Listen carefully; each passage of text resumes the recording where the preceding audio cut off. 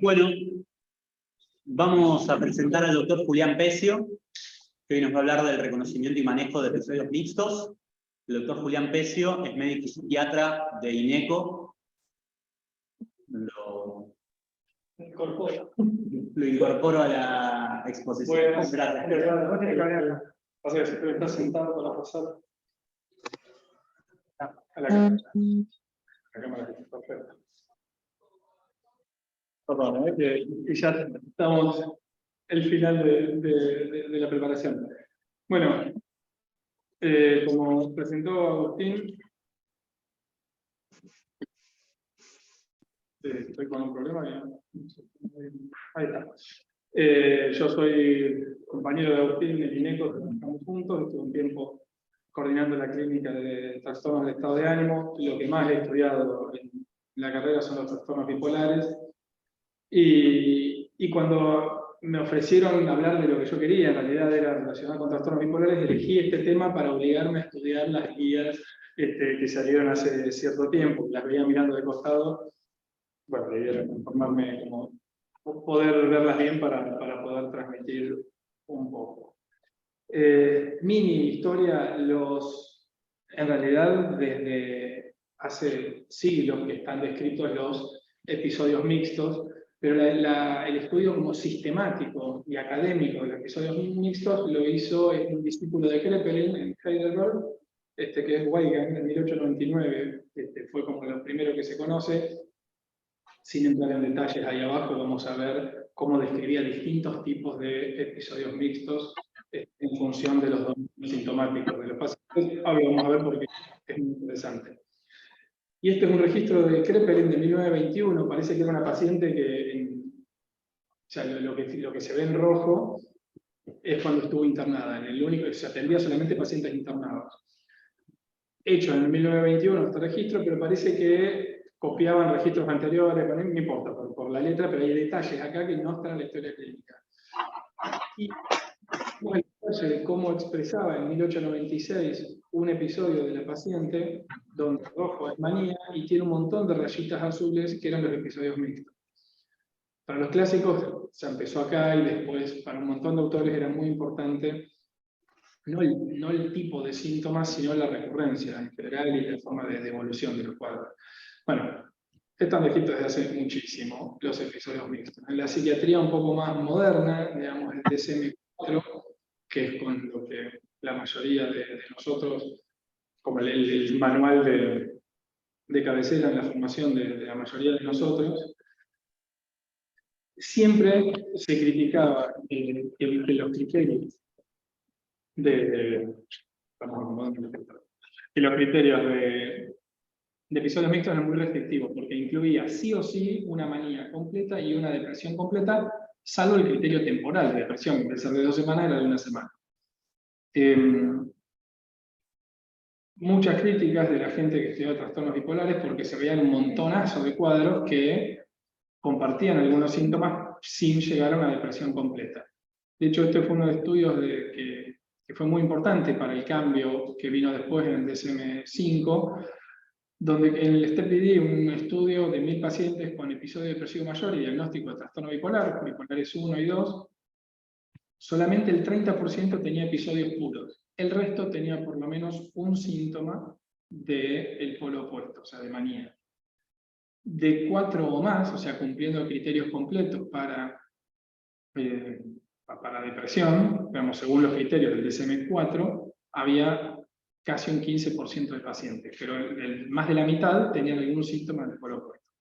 Entonces después vino el DSM-5 sin evitar el conflicto, porque si bien lo hicieron más dimensional el criterio, donde se agregaron solamente 3 síntomas del polo opuesto, no el episodio completo, excluyeron los síntomas que la mayoría de los autores que investigan episodios mixtos dicen que son los más frecuentes, que son la irritabilidad y la agitación psicomotora.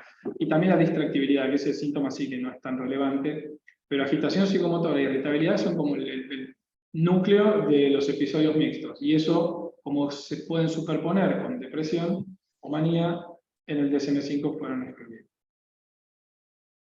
para poder hacer diagnóstico de un episodio con características mixtas, no tiene que ser debido a sustancias. Ahora vamos a ver que en la clínica no se le da tanta relevancia a eso. Entonces, como forma de esquema del DSM-4, un informe bien categorial donde había claramente 3 categorías y un montón de cosas en el medio que sin diagnóstico del todo correcto, se pasó a un DSM-5 más dimensional, donde en una punta tenemos la depresión, en la otra punta la manía o la hipomanía, y en el medio están o depresión con síntomas mixtos o manía o hipomanía con síntomas mixtos. Alguien que estudió muchísimo los síntomas mixtos fue Atanasio Pocopoulos, que él hablaba de que la agitación psicomotora es fundamental en los estados mixtos, pero que había cuadros de agitación, de episodios mixtos sin agitación psicomotora. Hay unos criterios, no vamos a charlar de eso, pero es muy interesante la obra de Pocopoulos. Lo menciono solamente para que sepamos que lo del DSM-5 no es la verdad absoluta, de hecho, para la gente que estudia esto, es muy criticado. La prevalencia de episodios mixtos es altísima. Más o menos entre el 20 o el 70% de los episodios, dependiendo de los criterios que se usen, cumplen criterios completos. Este es un estudio de Gustavo Vázquez de hace unos años, donde vieron la prevalencia de síntomas mixtos en depresión bipolar, 35% de los pacientes. En hipomanía mixta, o sea, con síntomas depresivos, 35% de los pacientes, y depresión unipolar, 24%. Todo un tema también los síntomas mixtos en la depresión unipolar, tanto como pronóstico como significado, como validador de enfermedad o no. Después si quieren lo charlamos, eso no está en esta presentación. Ahora, ¿por qué es importante tener en cuenta los síntomas mixtos? Porque le agregan un montón de gravedad al episodio y al cuadro en general.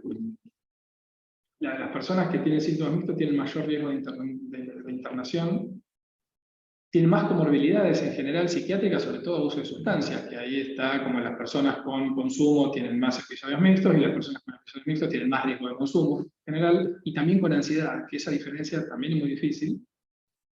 Y comorbilidades médicas, sobre todo hipotiroidismo, que es un subtipo de episodios mixtos, bueno, que lo veremos que puede estar vinculado al hipotiroidismo, pero otras enfermedades médicas como síndrome metabólico, obesidad y demás también son más comunes en personas con síntomas mixtos.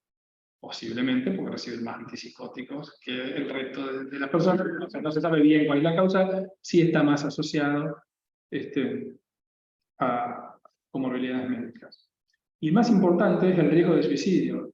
Los episodios mixtos son los principales episodios donde se produce el suicidio, son depresivos, especialmente con características mixtas, con agitación psicomotriz. Entonces aumenta muchísimo el riesgo de suicidio, y las personas que tienen regularmente episodios mixtos tienen mucho más riesgo de suicidio que las personas que no los tienen. Los episodios tienden a ser más frecuentes y más severos, con una peor respuesta al tratamiento, tanto del episodio como del tratamiento a largo plazo. Personas que frecuentemente tienen episodios mixtos suelen responder mucho peor al tratamiento. Este es el último autor que quiero presentar, que es Amali, Jim Mali, un australiano, ahí están las guías australianas de los trastornos del humor, están buenísimas. Y tiene unos gráficos que están muy buenos, pero además es el que, por lo menos de los autores modernos, que más difundido, el que más retoma este concepto de dividir a los síntomas en 3 dominios distintos: en actividad, en cognición y en emoción.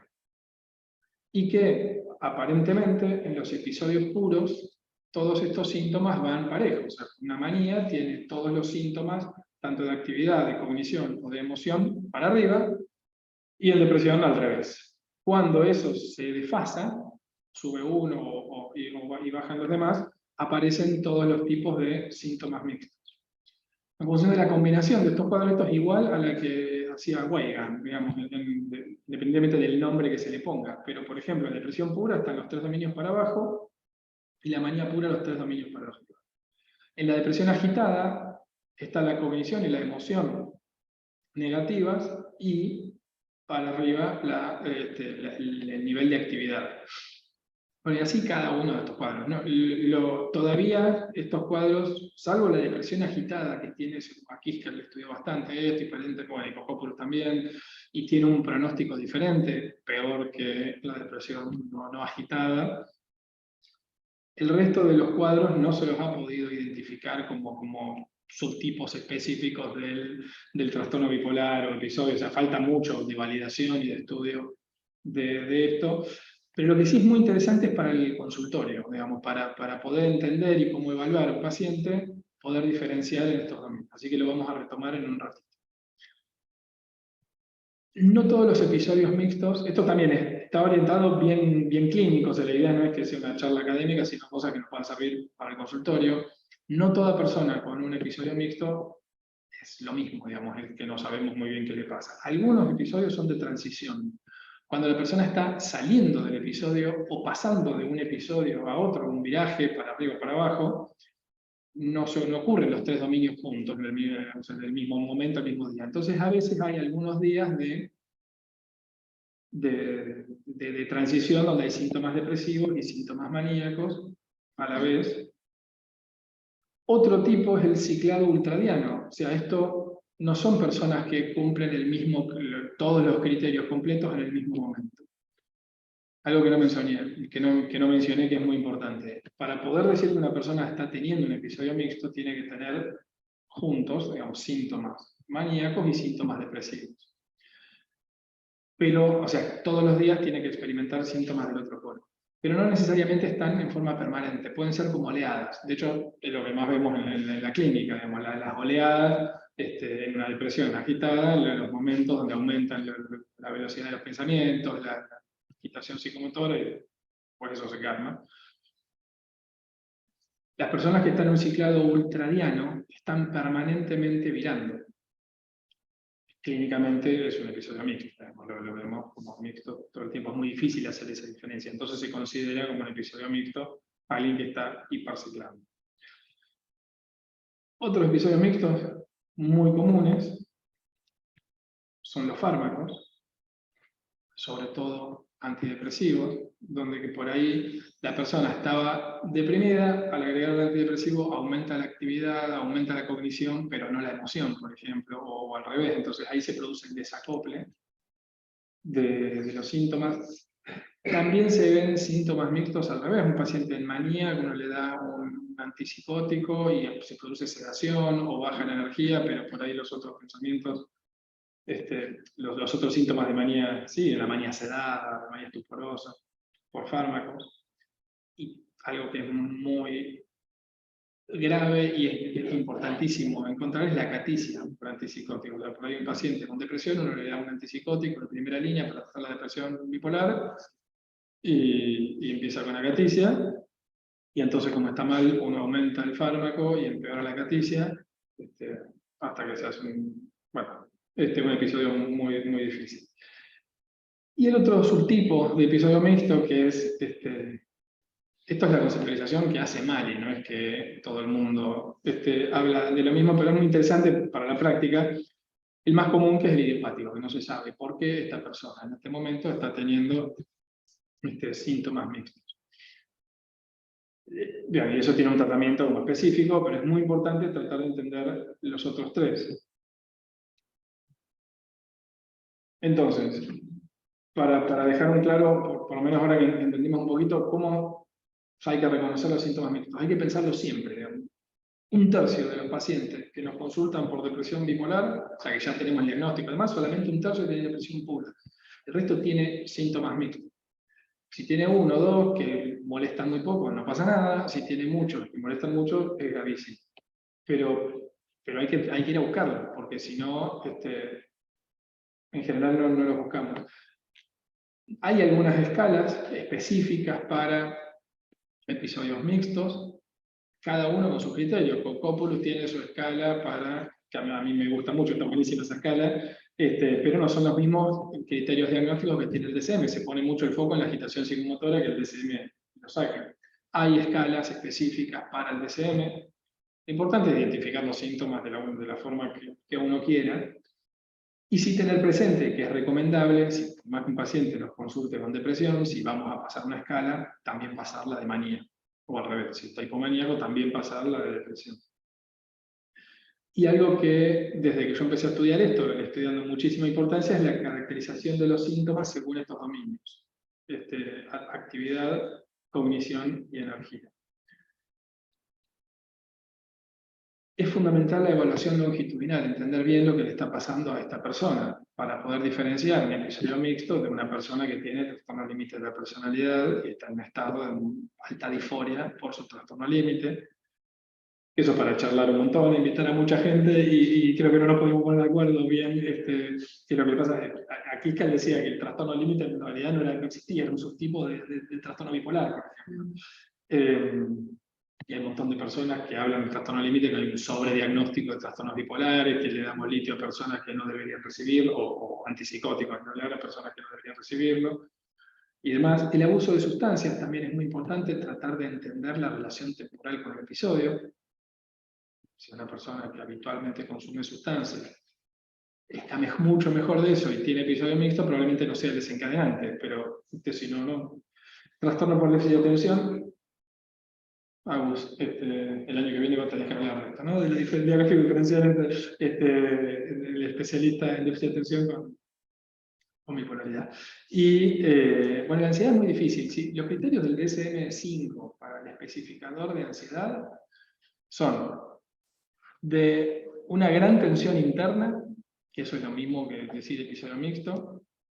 Sí, la persona no se puede concentrar con preocupaciones, tiene un miedo a que algo terrible suceda, pero la gran tensión interna, o el nerviosismo y la tensión, y otros síntomas son 5. 2 son de episodio mixto, digamos, de síntomas mixtos, que es una gran tensión interna o sentirse como inhabitualmente inquieto. Eso para el DSM-5 es ansiedad, no es episodio mixto. Al resto del mundo lo ponen como episodio mixto. Bien, esto es lo que recién decíamos para el reconocimiento, y esto me parece que estaría buenísimo que alguien lo tome para la práctica clínica. Como pensar los síntomas en estos 3 dominios: actividad, cognición y emoción. En azul, clarito para que se pueda leer bien, está depresión. En gris, los síntomas que no cuentan. Y en este color rojo clarito, los síntomas de manía o de hipomanía. No, estamos con dificultades para verlos. No se ve. Eso es lo que está viendo la gente, pero sí. Todo lo que estamos acá no estamos viendo los colores. Fatiga o pérdida de energía. Trastornos del peso o del apetito. Insomnio o hipersomnia, retraso psicomotor, estarían dentro de actividad, depresivo. Agitación psicomotora es neutro. Para el DSM, para el resto del mundo, es un síntoma mixto. Y síntomas de exaltación del ánimo, hipomanía, manía, aumento de la energía, disminución de la necesidad de dormir, no es insomnio. Verborragia, aumento de la actividad dirigida a objetos, implicación excesiva en actividades de riesgo. Clásicos síntomas de manía. Cognición depresiva, disminución de la capacidad para pensar o concentrarse, indecisión, pensamientos recurrentes de muerte o suicidio, distractibilidad, es el eliminado del DSM, y típico de manía, de exaltación del ánimo, la fuga de ideas o pensamientos acelerados. Suele ir de la mano de la verborragia a veces. No toda persona con fuga de ideas o con pensamiento acelerado tiene verborragia. Esto lo saben de la clínica, sobre todo si toma medicación. Y las emociones depresivas, estado de ánimo depresivo, anedonia, sentimientos de culpa, inutilidad, que pueden ser delirantes o no.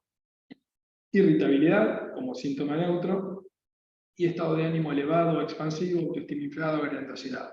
Esto es básico. Es el ABC cuando evaluamos a un paciente con trastorno bipolar, pero en general no se hace sistemáticamente la búsqueda del otro polo. Desde que yo leí esta guía hace unos meses, porque esta charla iba a ser en septiembre, entonces estaba un poco preparada para septiembre, y desde ahí yo tengo esto. Este es mi Excel, es una foto del Excel que yo abro cuando evalúo a un paciente, y le voy poniendo si tiene o no tiene estos síntomas, y después lo corto y lo pego en este de aquí. la PESIO Mix. Claro, Symptoms Scale. estoy teniendo robada a Mali. Pero bueno, son los mismos síntomas que veíamos recién. Y nada, para el seguimiento del paciente está buenísimo ver la fotito de esto. Vamos a llegar bien a tiempo, a pesar de haber empezado un poquito más tarde.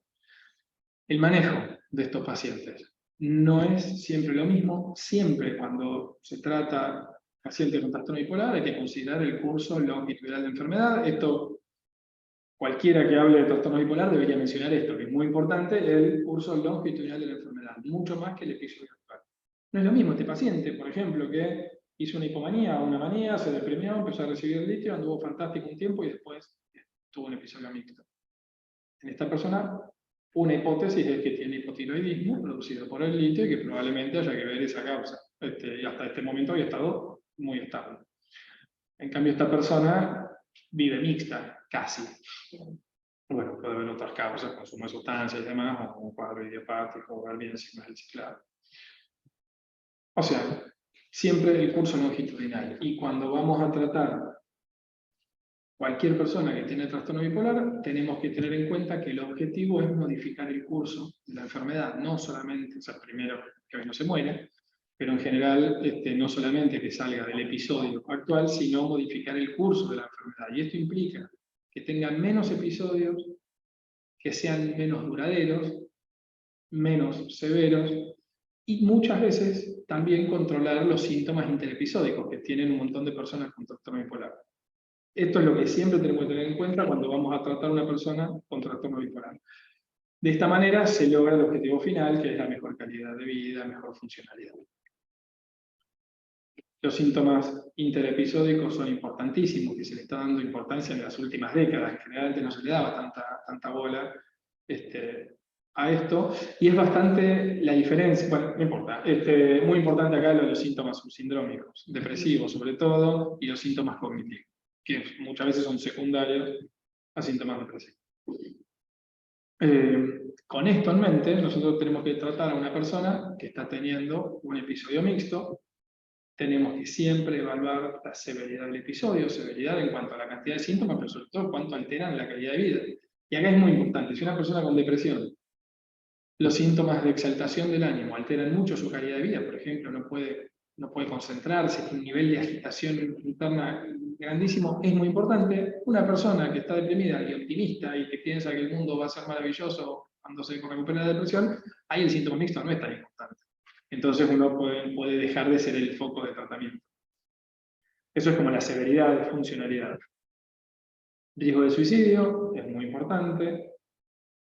Bueno, presencia de síntomas mixtos, me olvidé sacarlo de otra clase, y la adherencia al tratamiento previo. O sea, si el paciente está teniendo un episodio mixto, por falta de adherencia se puede acomodar el plan de medicación y listo. Pero además siempre tenemos que tener en cuenta el curso de la enfermedad de esta persona, qué tipo de trastorno bipolar, no es lo mismo tipo 1 y 2, y para el nivel de evidencia de tratamientos farmacológicos de episodios mixtos, es muy importante. De hecho, ya les digo que el trastorno bipolar 2 hay 0 evidencia, 0. O casi nada. El trastorno bipolar 1 hay poca, muy poca, pero más que bipolar 2. El tipo de polaridad predominante, esto es polaridad maníaca o depresiva, la mayoría de los episodios que tiene la persona siempre tiene episodios maníacos, que va a estar con un episodio depresivo mixto. Por ahí el foco va más a los síntomas maníacos. En cambio, si la polaridad es diferente, o sea, si es una persona que siempre tiene depresiones puras y ahora está con algunos síntomas mixtos, el tratamiento debería ser distinto. ¿No? Si es ciclado rápido, comorbilidades, experiencias previas y demás. Comorbilidad es muy importante. Yo sé que todos los que estudian, bueno, psicofarmacología lo saben muy bien esto, pero los efectos adversos metabólicos de los medicamentos son muy importantes. Cuando uno, entonces, tratar a una persona con obesidad sin, no sé, virgen de tratamiento, con un antipsicótico atípico, con altísimo riesgo de producir obesidad, no es, por lo menos no es lo ideal inicialmente. Bien, la guía, la CANMAT del 2021, en 2018 salieron las guías CANMAT con la ISBD del tratamiento de los trastornos bipolares. Y ahí decían que no podían decir nada sobre trastornos mixtos por la poca evidencia que había. En el 21, en diciembre del 21, sacaron la guía para trastornos mixtos, que parecía que iba a ser la solución a todas las dudas, pero no.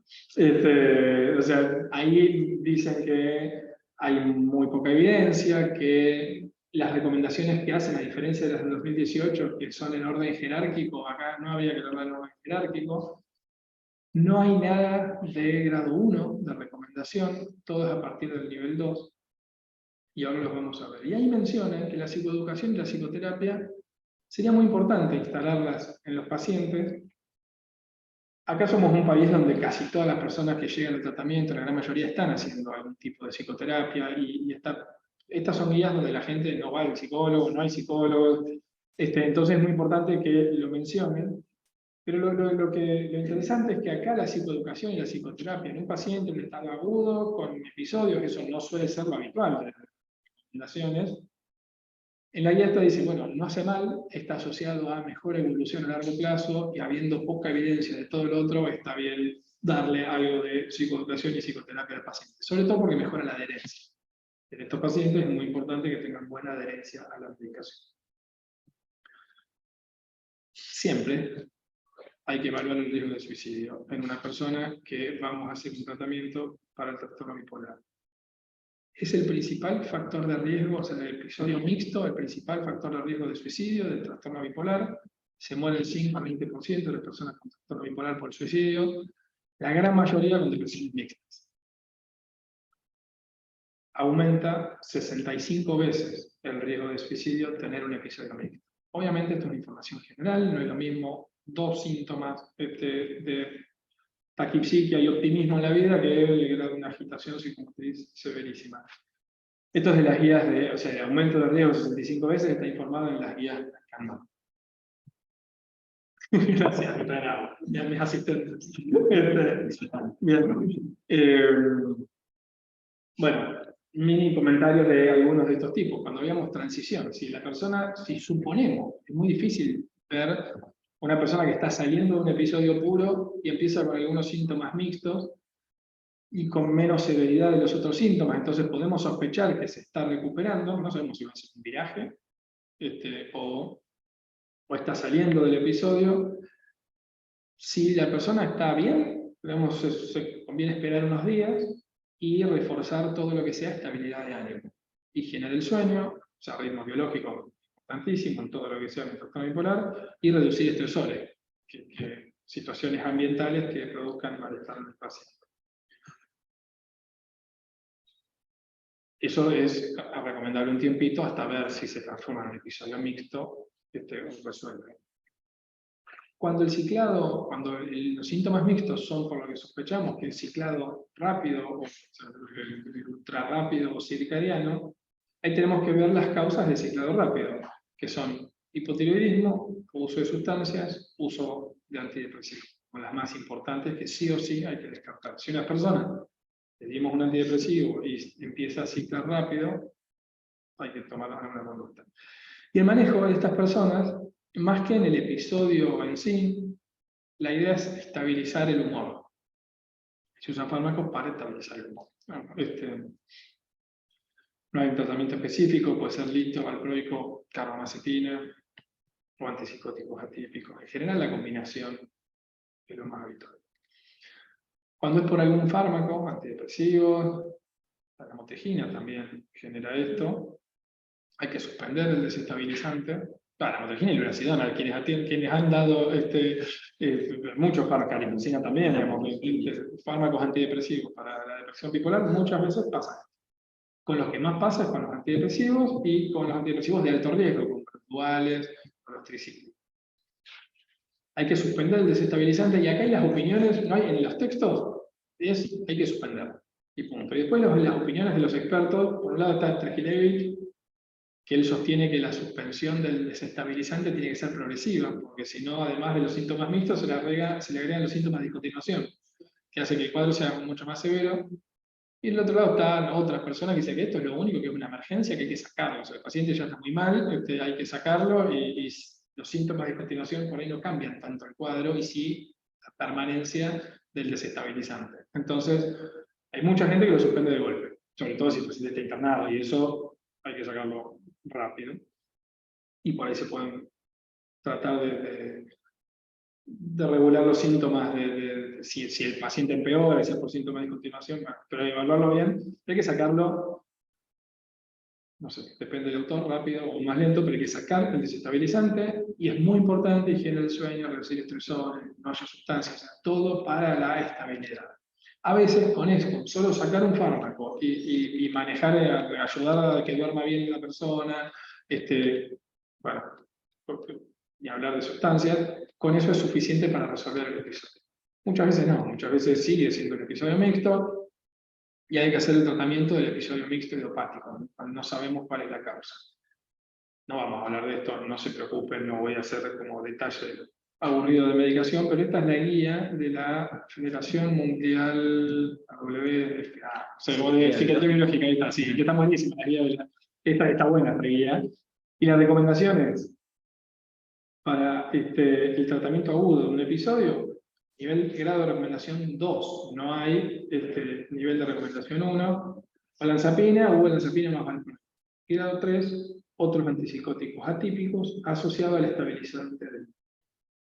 Esto es una manía con síntomas mixtos. Para tratar una depresión mixta, grado de recomendación 3, o sea 1 y 2 no hay, grado de recomendación 3, ziprasidona agregado al tratamiento habitual de la persona, o recomendación 4, olanzapina, carbamazepina, lurasidona, terapia electroconvulsiva.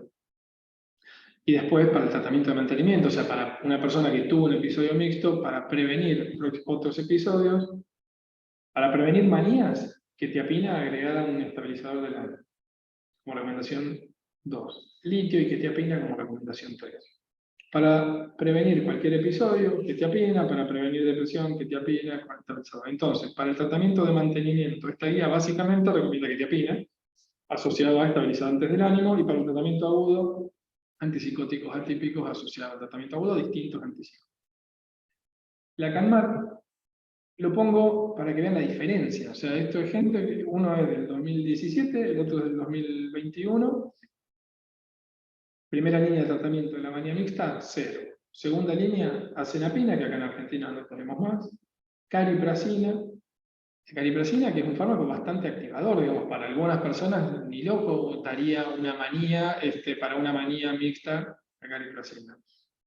Bueno, para mucha gente que usa mucho cariprazina, incluso desde antes que llegue acá a Argentina, es muy buen fármaco porque supuestamente es antimaníaco sin producir sedación. Entonces, sin dormir al paciente, el paciente se calma. Lo que también pasaría hipotéticamente con el aripiprazol, por lo menos en los estudios y demás, parece que el aripiprazol también ayuda de esa manera. Y el valproico. Acá, segunda línea de recomendación para la manía mixta, 2 antipsicóticos atípicos, no sedativos, cariprazina, aripiprazol, y valproico. Era lo de olanzapina, según el otro. Acá la bajan de nivel, si bien la de olanzapina tiene la misma evidencia que el resto, la sacan por cardiometabólico. Para que uno tenga en cuenta, si bien esto no es jerárquico, o sea, dentro de segunda línea, es lo mismo acá con cualquiera de estos, para la CANMAT, tratar de no empezar con olanzapina. Depresión mixta, cariprazina y lurasidona, que son los únicos fármacos que tienen efecto antidepresivo. La lurasidona y cariprazina también están en depresión unipolar, estudiados y tienen estudios randomizados controlados y tienen datos positivos.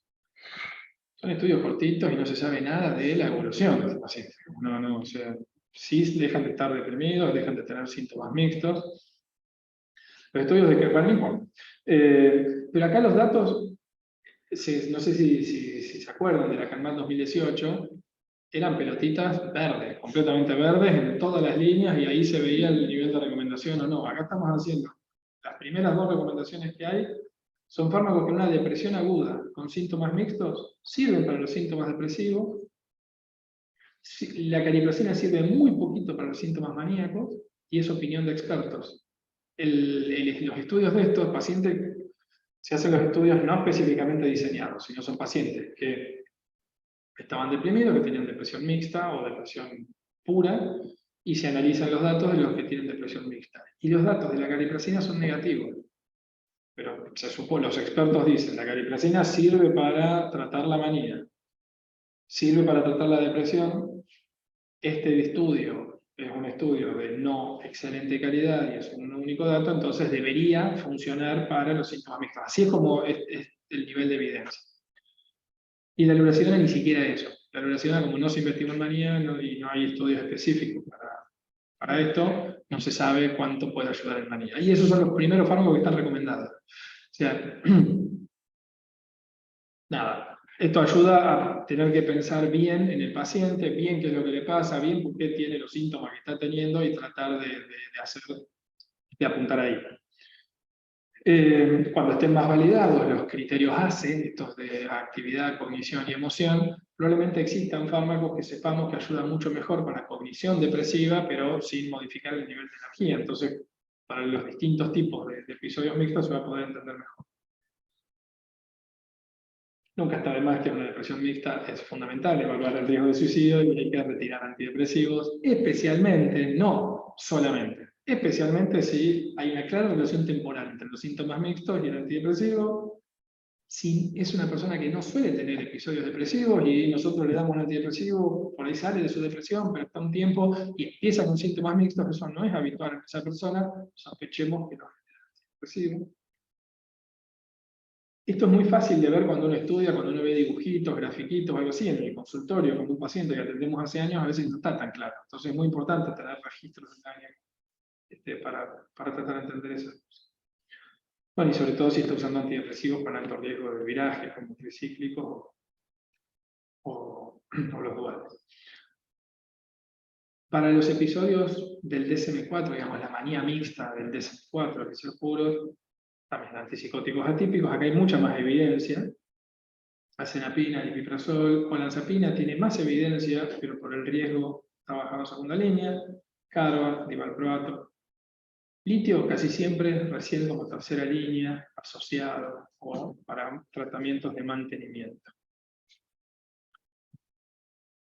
Déjenme, antes de terminar, decir 2 o 3 palabritas del litio. El litio, o sea, en estos episodios mixtos no tiene mucho lugar, es el primer nivel de recomendación para tratamiento no longitudinal. Le gana por lejos al resto de los fármacos en internación, en prevenir los distintos tipos de episodios. La gente, en los estudios grandes de Dinamarca, Finlandia, la gente se interna menos por otras causas, si toma litio, si tiene buena adherencia. Además tiene efecto antisuicida, que en estos pacientes no está de más que tengan una medicación con efecto antisuicida. Y esto solo para mencionar los predictores de respuesta al litio, que son episodios muy claros, de las clásicas 3R, digamos, depresión, o sea, un cuadro bien recurrente, bien reconocible y con una remisión completa entre los síntomas. Esto primero tenga una manía y después una depresión. Y distintas características de la enfermedad. Y los episodios mixtos, reciclado rápido, son un factor de no predicción de buena respuesta al litio. Esto no quiere decir que no haya que dar litio en estas personas. Quiere decir que sí, tiene todo esto, digamos, los factores de buena respuesta al litio, es mala praxis no dar litio. Básicamente eso. Si tiene episodios mixtos, uno puede dar un montón de otras opciones. Acabamos de ver que no hay ninguna verdad absoluta. No hay estudios de litio. Los que tienen estudios son los fármacos nuevos. Estudio longitudinal de litio, sobre todo el mantenimiento, que es lo más importante.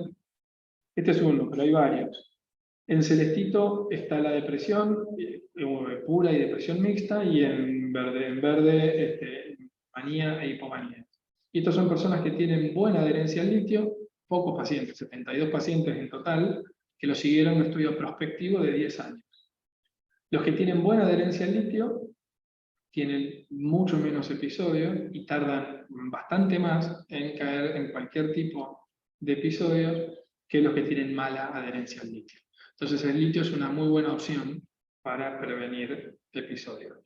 Y como todo el resto, son episodios mucho más difíciles de tratar, entonces muy probablemente eso haga que el litio funcione mucho menos. Para cerrar, los episodios mixtos son un constructo que todavía incierto, con muchas definiciones distintas. Son muy frecuentes y requieren un manejo específico, no que haya que saber, pero hay que hacer como mucho más específicamente diseñado para esa persona. ayuda a identificar bien los síntomas, usar estos criterios de actividad, cognición y emoción, y las distintas causas que se puedan identificar orientan a instaurar distintas medidas. Según la escasísima evidencia que hay, los antipsicóticos atípicos podrían ser de ayuda. Muy importante diseñar el tratamiento específico. Bueno, muchas gracias por la invitación.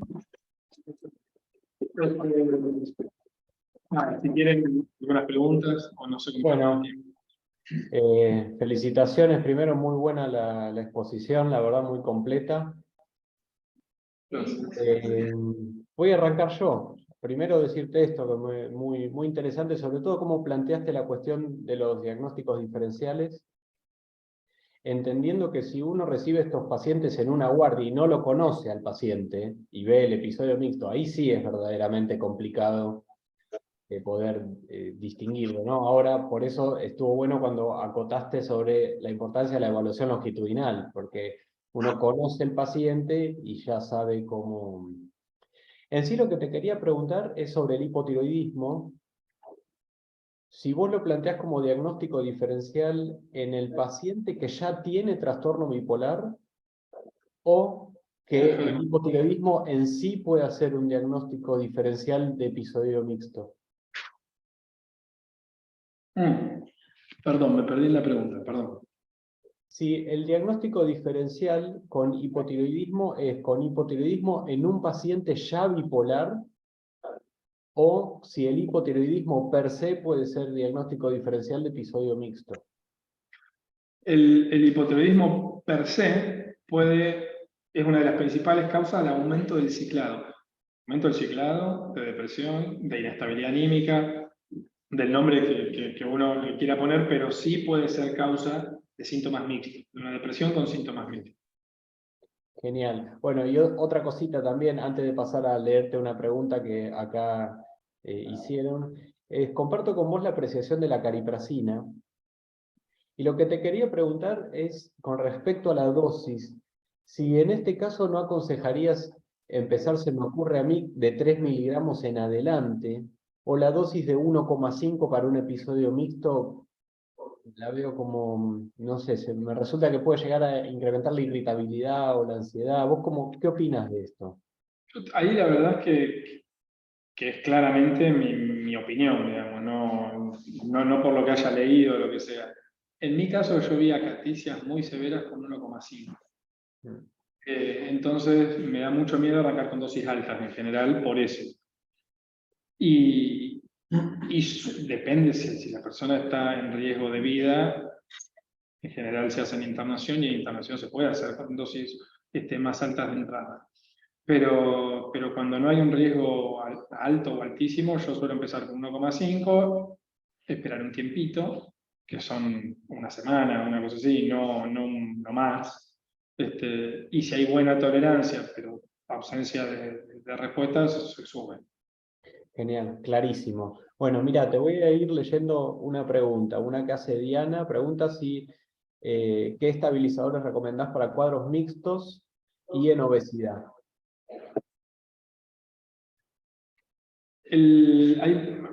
Para cuadros mixtos hay mucha como transmisión de que hay que usar valproico. En general, por lo menos yo no sé ustedes, pero en la residencia o en la formación es valproico. El valproico es más o menos lo mismo que el litio. Tiene un poco más de evidencia. En los 90 se le dio mucha manija al valproico y todo la aparición, o sea, el conocimiento de los trastornos bipolares, todos los descubrimientos de las últimas décadas fueron a partir del valproico. Pero la mitad de la población no lo puede recibir, o más de la mitad, porque algo que no comenté, son más comunes los síntomas mixtos en mujeres.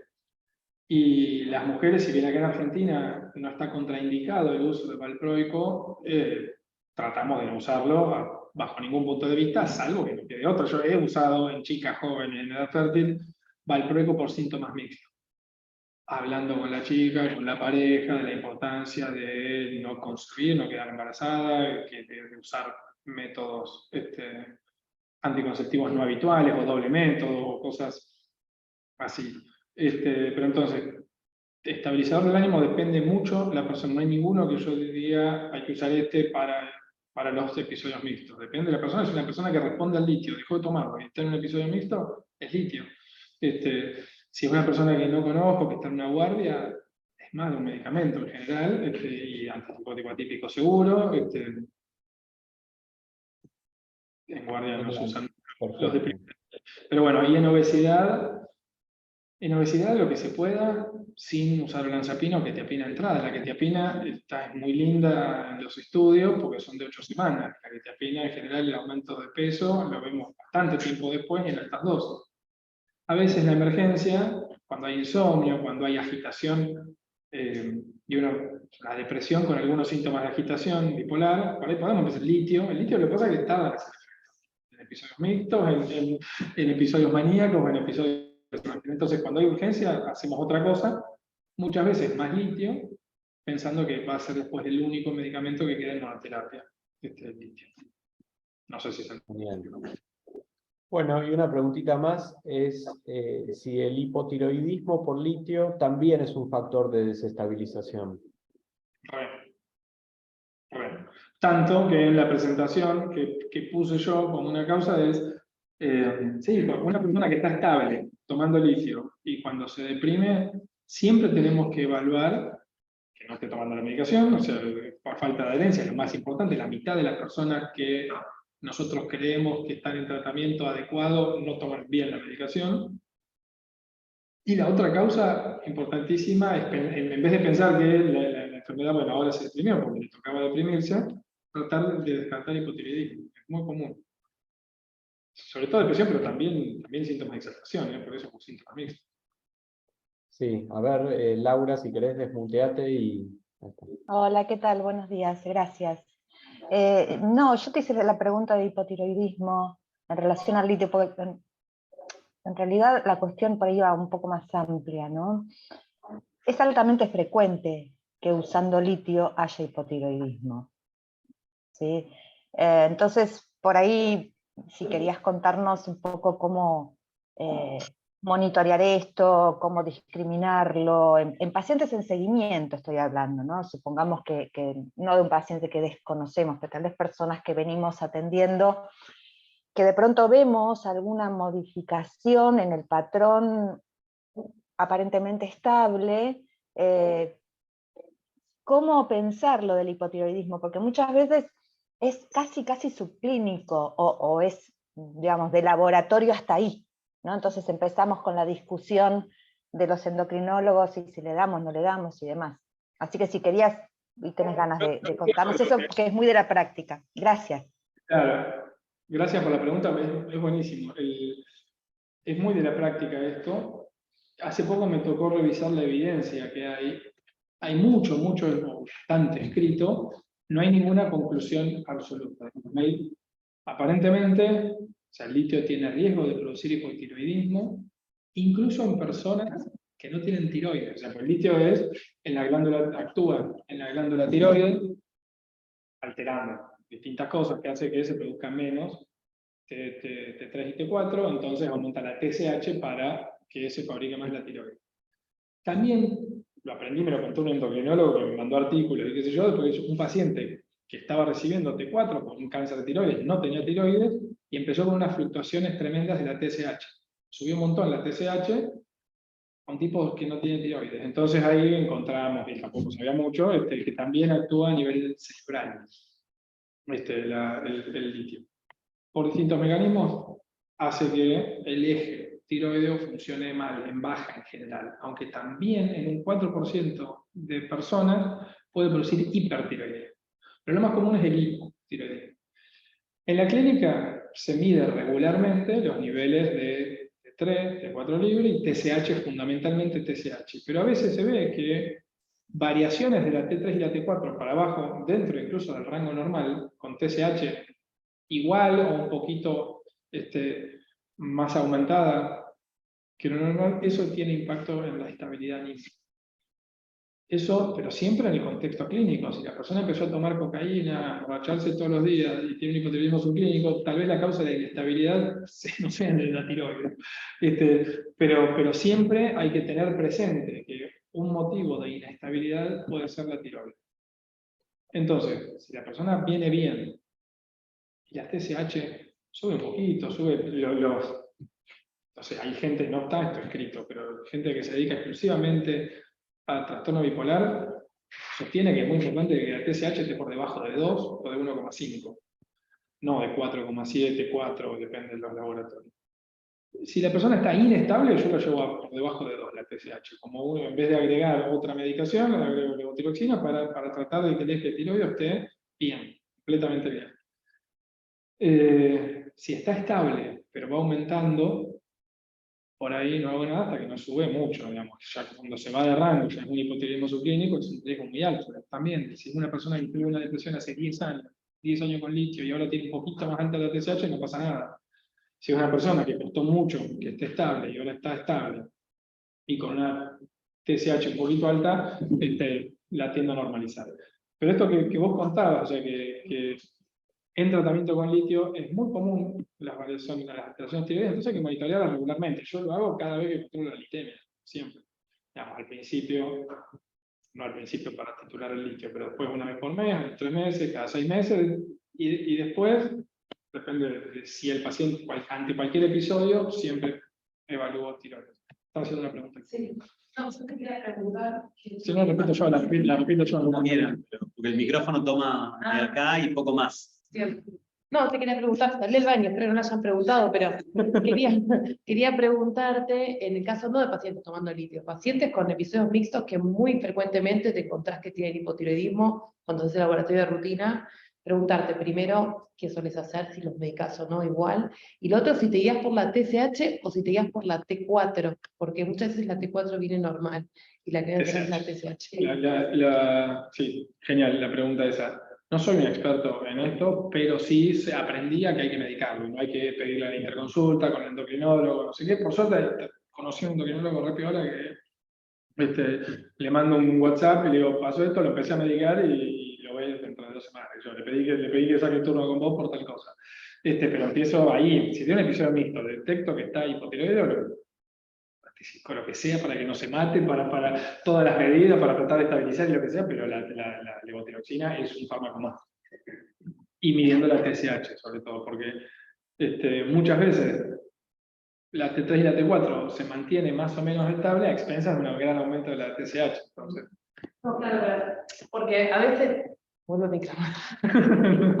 No, porque a veces pasa que entras en diálogo con el endocrinólogo y el endocrinólogo mira la T4, y mientras la T4 esté en valores normales, no te toca. Y a algunos pacientes yo, medio como de mandarme y explicar a los pacientes, te voy a dar igual levotiroxina, es increíble el cambio que hacen con 50 miligramos es impresionante. Sí, sobre todo la estabilidad.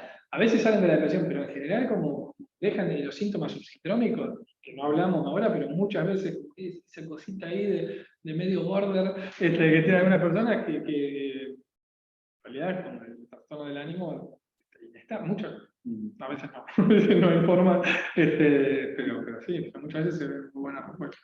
La contracara del uso de hormona tiroidea como adyuvante en el cuadro depresivo bipolar, también hay cierta evidencia de T3, T4, pero bueno. Megadosis. Hay trabajo de dosis como 450, 300 y pico microgramos de hormonas tiroideas para depresiones bipolares resistentes. Sí. Yo quería el contacto del endocrinólogo, porque supletiendo la T4 los endocrinólogos externos. Yo te quería hacer una pregunta, Juli, de otro caballito de batalla en la industria, hablabas del valproato. Veía en las últimas guías CANMAT, World Federation, sigla interminable de psiquiatría biológica, que la quetiapina no figura, y uno pensaría, bueno, tal vez sea por una cuestión de seguridad y aumento de peso, pero de repente sí están capaz en segunda o tercera línea valproato, olanzapina, si hay alguna razón para esto, porque en mi escasa experiencia clínica, tal vez de un ambiente donde no hay tantas opciones, nos ha funcionado bien la quetiapina. Sí, sí. Los datos son un poco menores para la quetiapina. La quetiapina, me viene de la cabeza, en la guía poco severa de psiquiatría biológica, está recomendado olanzapina más fluoxetina. Sí. Que pues, estamos diciendo que hay que sacar antidepresivos, y en depresión mixta, olanzapina más fluoxetina, por los estudios. Entonces, la quetiapina tiene pocos estudios, Así que, como nada, pero depende, sí. Está recomendada también, sobre todo también para el mantenimiento. Lo cierto es que en la práctica, para la depresión bipolar usamos mucho quetiapina, para la depresión bipolar agitada usamos quetiapina, para una manía mixta no, o una manía en general no usamos quetiapina, porque no hay respuesta. La paciente articulación no sé, también. como se duerme, y después se pone así. Te hago una consulta. En la revisión, viste, Yo lo repito, no es necesario. Pero yo repito la pregunta si quieren después, cuando así no se desplazan.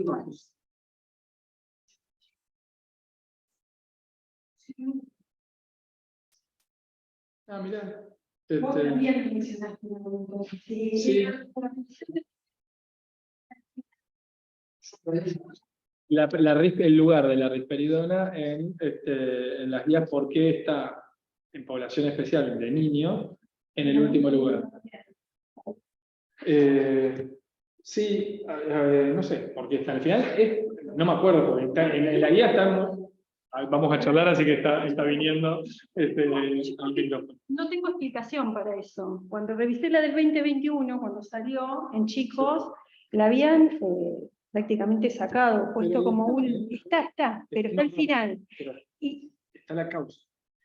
Lo que tiene bueno esa guía es que explica todo, supongo. yo no lo encontré en chicos. No, pero bueno, a ver, No sé, yo no me acuerdo, yo leí acá. no, a mí me llamó la atención porque para manía, en los estudios comparativos con valproico y litio, te da muy bien la risperidona en chicos, digamos. Sobre todo porque como son comórbidos con TDAH, tiene una muy buena, se supone que tienen una muy buena respuesta por eso. Pero después, cuando sacan la nueva, la corren de lugar. Pero no dicen más. Si alguien del público sabe la respuesta, tome el mando de la charla, porque yo no lo sé. Voy a investigar. Otra pregunta. Vamos a ver, vamos a buscar. Otra pregunta. Por ahí por un tema de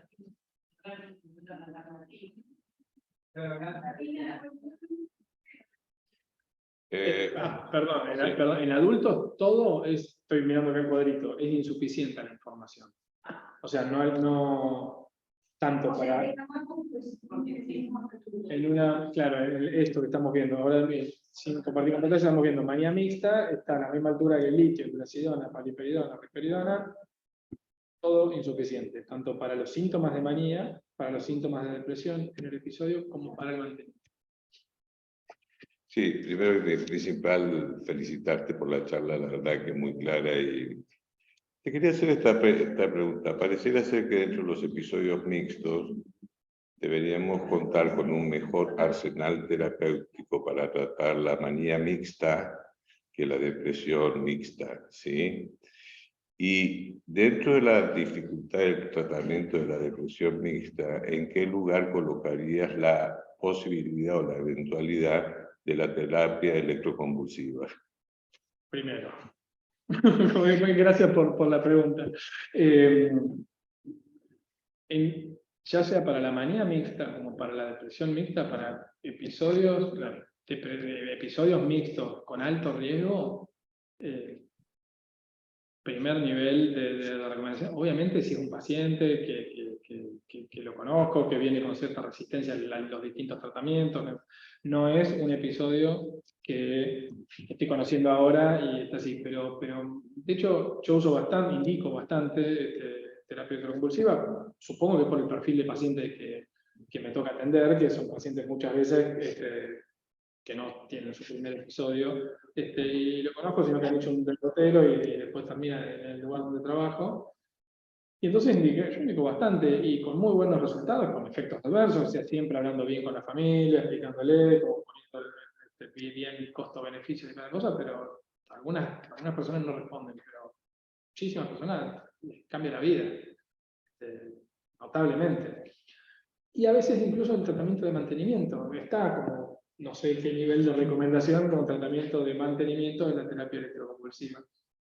Bueno, algunos pacientes que son muy graves, cambia la vida notablemente. Y casi siempre acá, yo roté hace unos cuantos años, un montón, en España, en el equipo de Vieta, y hay pacientes que se internaban y iban caminando a la sala de TEC casi. En el camino le iban pidiendo, iban avisando de qué se trataba, firmaba el consentimiento y TEC y después a su habitación.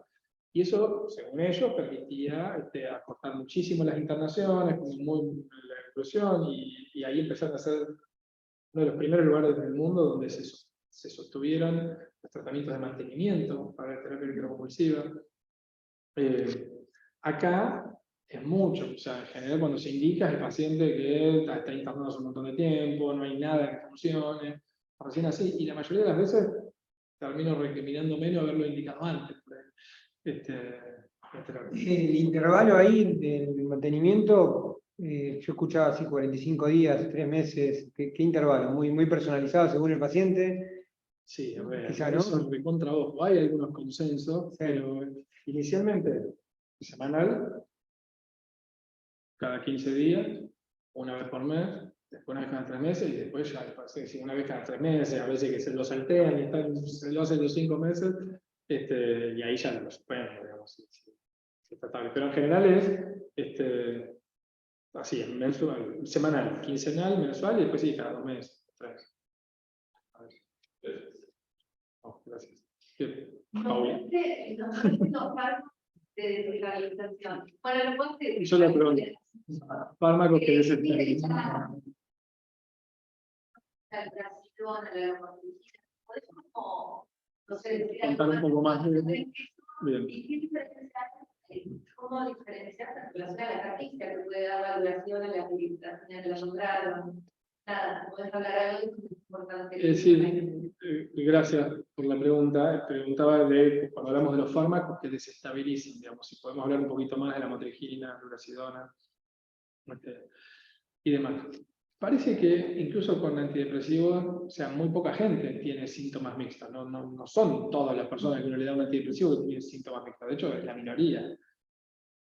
No se sabe bien por qué, pero parece que tiene como gente que tiene una predisposición a estar mucho más inestable. Hay gente que si fuma un porro probablemente tenga mucho más síntomas que otra persona. O sea, o si se pelea con su pareja, probablemente eso le afecte mucho más que... O sea, gente con más predisposición a la inestabilidad. Esa es una suposición, no se pudo validar eso. Lo vemos en la clínica, gente que está con más inestabilidad y gente que tiene menos.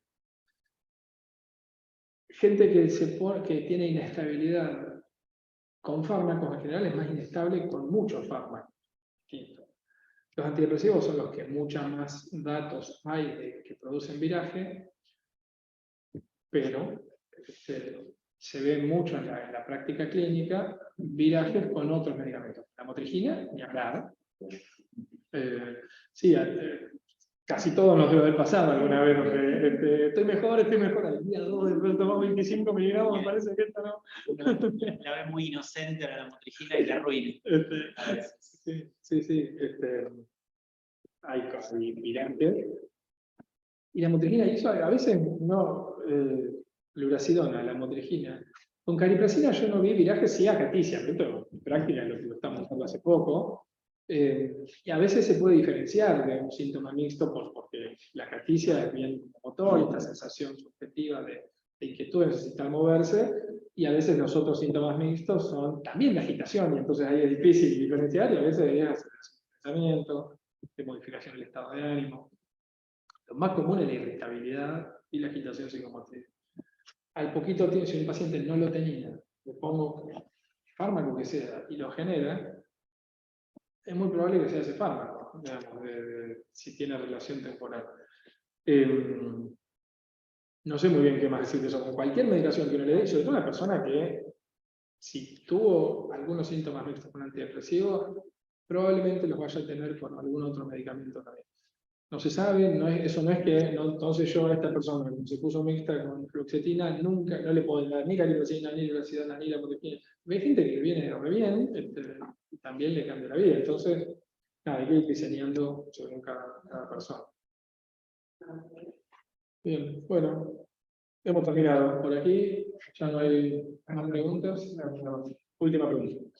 Última. No, bueno, no sé si hay Tengo más. dos.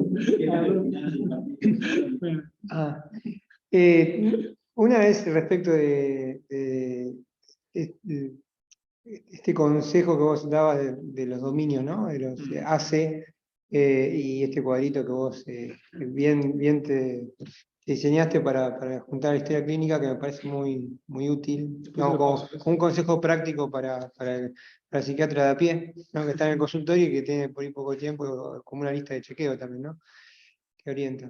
¿Y qué rol le ves vos a las escalas? Dijiste algo respecto de la de Cucópulos, que a mí me parece muy interesante, pero si la usás regularmente dentro, Yo la en tengo, el screening, cuando ves a un paciente con un No. episodio afectivo, en el screening muchas veces no uso escalas,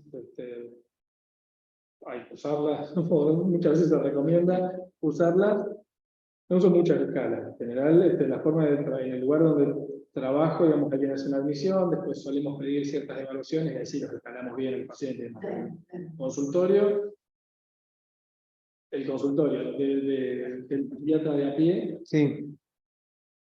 a veces uso escalas y a veces no. Cuando quiero ver bien cuáles son los síntomas, qué sé yo, trato de usar escalas, que sabemos que tampoco son muy específicas. Después estoy abriendo acá en mi computadora, tengo... Sí, yo pensaba en esta, el listado, que no es una escala lo que vos tenés, Claro, lo que vos tenés pegado, pero está muy bueno porque te orienta un montón a no olvidarte, ¿no? Y la de Cucópulos, que tiene unos criterios que son muy pum, pum, pum. Claro. Yo soy el paciente panista. Claro. O sea, ahí hago bien el Cucópulo y lo uso como para seguimiento. Monitoreo. Claro. Pero tengo, mira, acá, esta es mi computadora, yo hago así, abro la Young y la Montgomery. No estamos viendo, pero abro en un segundo la Young y la Montgomery y se las paso a los pacientes. Y en un segundo abro esto, y también, o sea, como de esta que vimos recién, los criterios hace, y ahí voy tiqui, mientras el paciente charla, me va contando y voy viendo, voy viendo también para el seguimiento. Sí, y hablando de eso, lo que ya es una comparación hermoso, digamos, para la práctica clínica. Vos haces una diferencia, porque sabemos que las guías son guías, perdón, que las guías son guías y son orientaciones. Sí. ¿Tenés una conducta farmacológica diferente en relación a los resultados de esto que vos vas buscando? Si hay alguien que tiene más alargada la actividad, si hay alguien que tiene más largo, digamos. La pregunta es si en función de cuáles son estos síntomas hace, si tengo alguna conducta farmacológica en particular. No.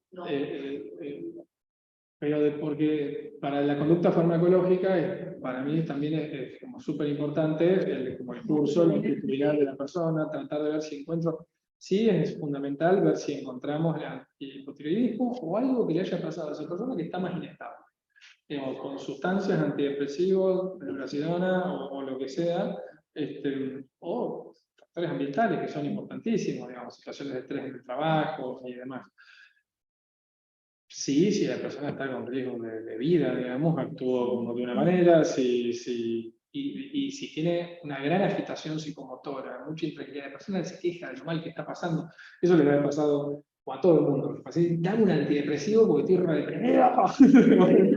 Me parece que... ahora estoy más viejo, la gente creo que me da más bola, no sé, pero yo me acuerdo que en la residencia también no, tenés una depresión que no, con antidepresivo va a estar peor, y qué sé yo, a esa persona como decía, un antipsicótico típico. Bueno, en relación a eso, teniendo en cuenta la alta prevalencia de episodios mixtos, síntomas mixtos en el trastorno bipolar, ¿qué rol, es una pregunta más general, qué rol le ves al antidepresivo teniendo en cuenta que el 5% o más de las depresiones unipolares o llamadas unipolares tienen síntomas mixtos, maníacos, Sí. que es muy prevalente en la depresión bipolar, los síntomas mixtos, y que en las manías no vas a usar un antidepresivo? ¿Qué te queda? ¿En dónde te quedan los antidepresivos ¿En la vida en general? En la vida en general del tratamiento para el trastorno bipolar. Esto es una pregunta general. Sí, esto también aparece, hay escuelas como fundamentalistas antidepresivos y escuelas fundamentalistas pro antidepresivos. Yo me acuerdo que me asombró muchísimo yo acá, mis maestros, como yo en la residencia, admirar muchísimo a Sefcovic, a Trejilevich, y además gente que no usa antidepresivos, trata de no usar antidepresivos porque habla mal de los antidepresivos y muestra la evidencia y qué sé yo. Bueno, cuando fui a España, así como hacían antes, salían y tomaban un tricíclico antes de llegar a la cama. Y me asombró muchísimo eso. Y también con cierta evidencia de cómo se usan medicamentos. Yo en general trato de reservarlo para situaciones puntuales, cuando no hay respuesta a otras alternativas terapéuticas, y siempre monitoreando la evolución longitudinal. Si el paciente se pone un poquito más inestable, o más, a veces se ven la hipomanía subumbral, pero como un cambio en la personalidad, tipo como un poco más cabrón, digamos, más impulsivo, pero apenita, ¿viste? Se anima a hacer cosas que antes por ahí no se anima, entonces se paró y se animó a mandar a la mierda al amigo que le debía plata, y bueno, hay un cambio en la personalidad, y muchas veces es por este antidepresivo, digamos, está poniendo un poco más áspero. ¿Cuál preferís? Bupropión. Bupropión porque tiene más o menos el mismo riesgo que otro, pero no tiene síntomas de continuación complicadas. Entonces, esta cosa de la velocidad que se baja, es preferible sacarlo, como se puede sacar más rápido. He visto cuadros mixtos por bupropión.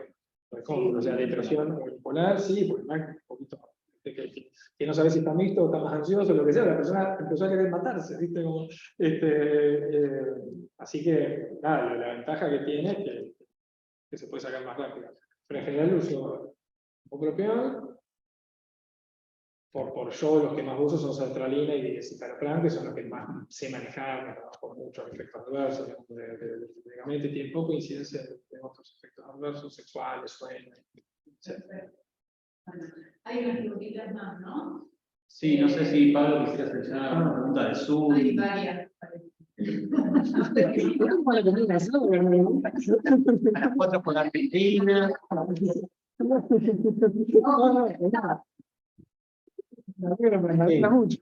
A nadie le genera nunca tanto interés. Depende con qué ganas estés. Acá hay algunas preguntas más. Te hago una que hizo Emiliano, que pregunta cómo distinguir en un primer episodio o primera evolución una depresión bipolar mixta versus una comorbilidad, ansiedad, depresión unipolar, para no cometer el error de usar un IRS en ese caso. Yo, tratando de evaluar específicamente, es difícil la pregunta, muchas veces el paciente, hay que tomarse tiempo, tratar de entender, preguntarle al paciente, preguntarle al familiar, tratar de entender como la lógica, de si empezó el paciente con qué síntomas, si tiene o no tiene trastorno bipolar, o sea, si es la primera vez que lo vemos, o alguien que siempre hace los episodios depresivos, son así, con mucha ansiedad, entendiendo bien longitudinal.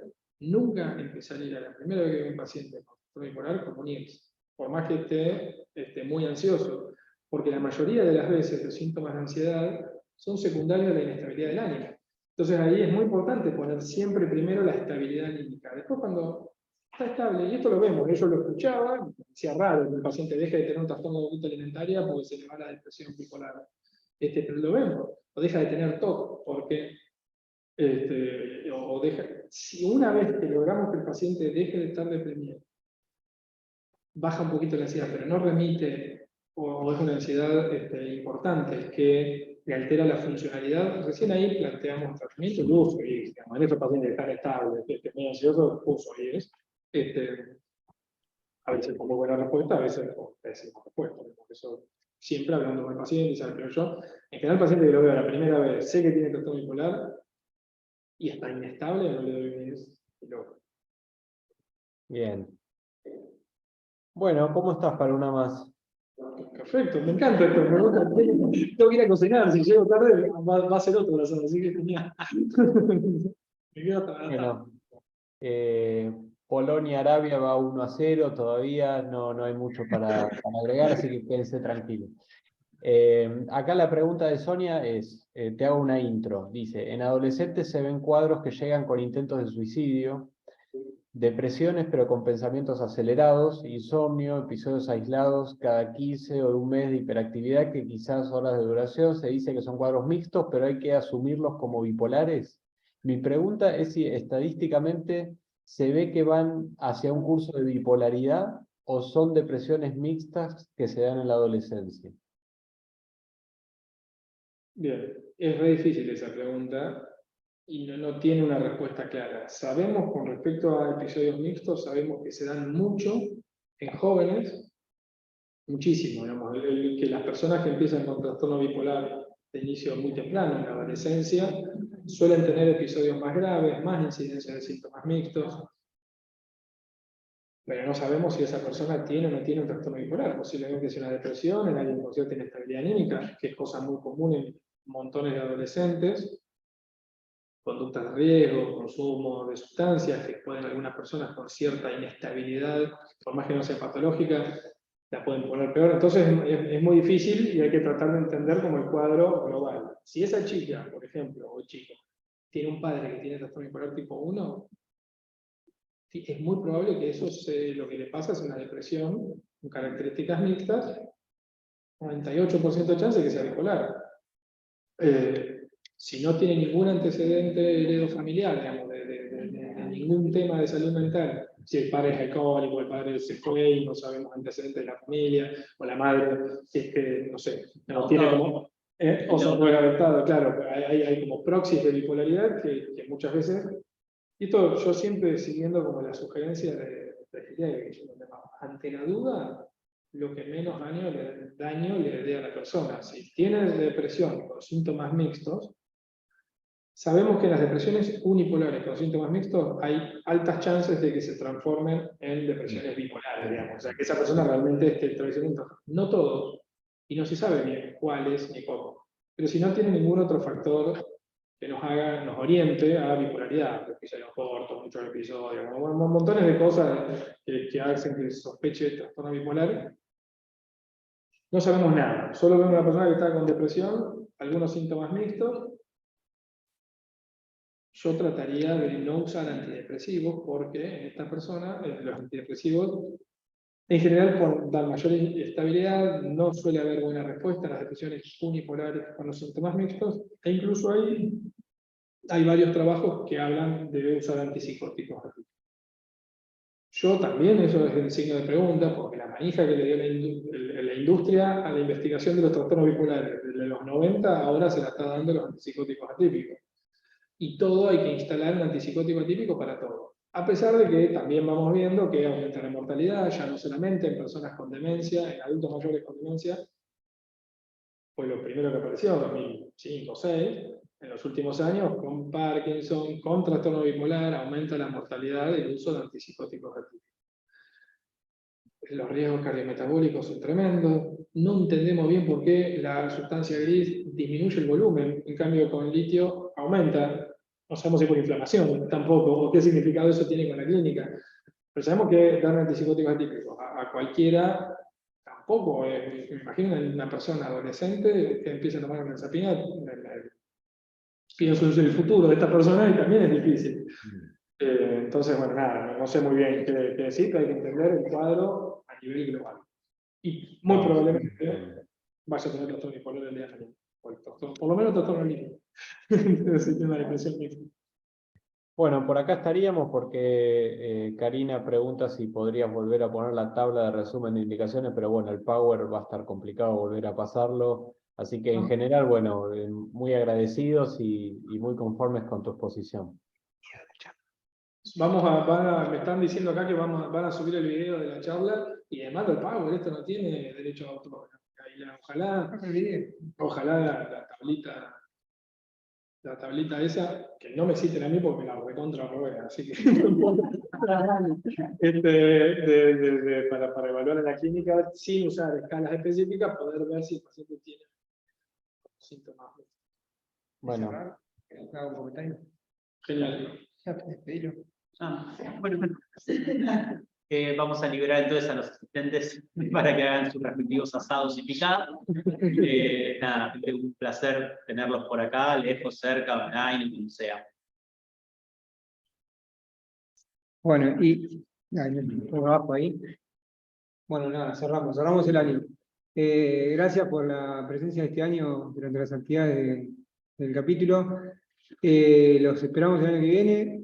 El último sábado del mes siempre, en NAPSA vamos a tener en el Congreso varias actividades, y el curso, y las jornadas, y el Instagram, y el Facebook, No, sigan en las redes, está toda la información, el canal de YouTube están subidos los videos de todas las actividades que los docentes van autorizando y hay un reservorio de charlas importantes de los últimos 3 años de la pandemia para acá, así que utilícenlo si quieren, está disponible. Los esperamos el año que viene, buen año, gracias. Cerramos. Gracias, Pablo. Gracias, Pablo. Adiós. Pablito.